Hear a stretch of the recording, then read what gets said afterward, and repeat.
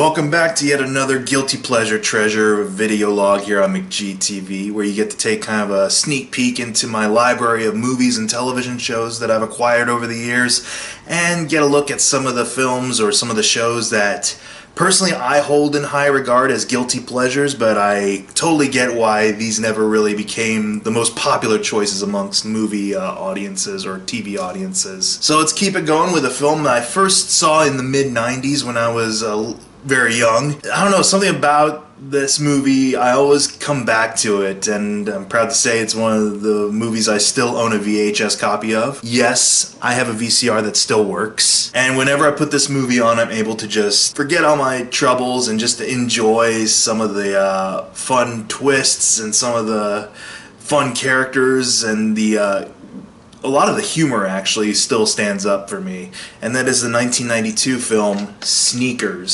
starring Robert Redford, Sidney Poitier, Dan Aykroyd, River Phoenix, David Strathairn, the head honcho guy from Alpha, as you'd probably know him best as, Mary McDonnell, President Rosslyn from Battlestar Galactica, Ben Kingsley, and James Earl Jones actually makes a cameo in this film at a certain point. Even then, when I was in the mid-90s kind of watching this movie on VHS when I first became aware of it, even then I was kind of familiar of who all these actors were and just enjoyed watching them play off of each other in different comedic situations. I will admit, I totally understand why this never really caught on as a all-around memorable or iconic kind of spy or espionage movie. It's the technological side of things is very dated by today's standards.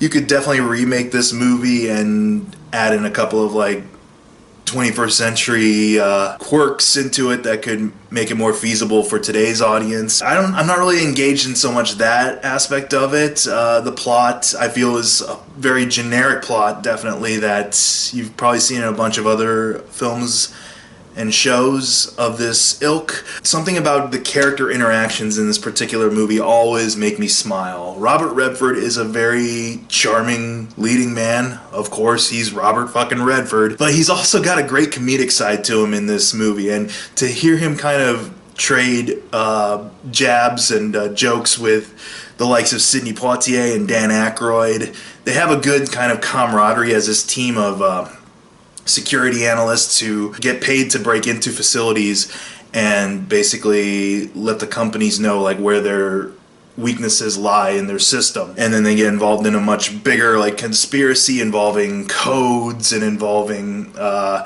NSA, you know, being very manipulative and secretive and so forth with regards to sharing information with other branches of the government. I know, something of a stretch in this day and age. It's still a very kind of fun and engaging film, and it seems like the actors are having a lot of fun working off of each other. I enjoy the back and forths between Dan Aykroyd and Sidney Poitier. Sidney Poitier pretty much plays this like full-on former government yes man, and Dan Aykroyd's this big conspiracy theorist, so every time he brings up something about the Kennedy assassination or the moon landings being staged, Sidney Poitier just gets like furious.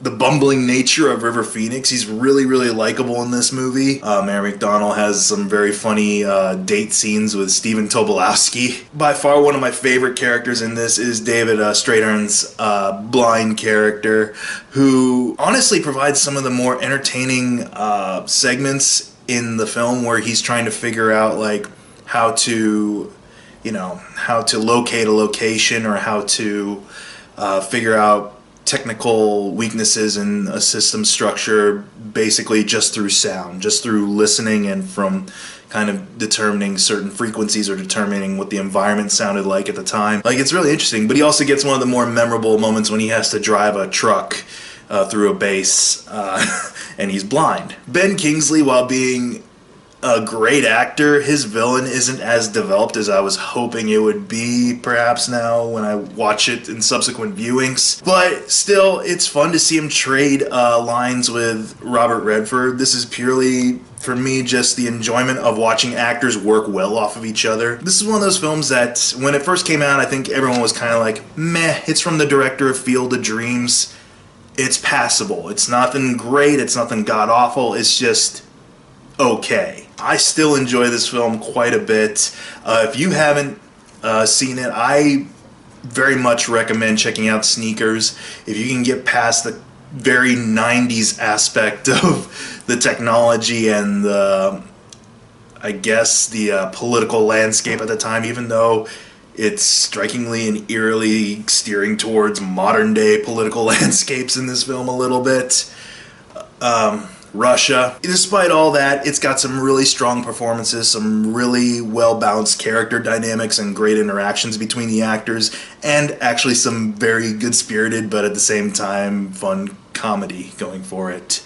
So, Sneakers, 1992. I'll be back with more later on.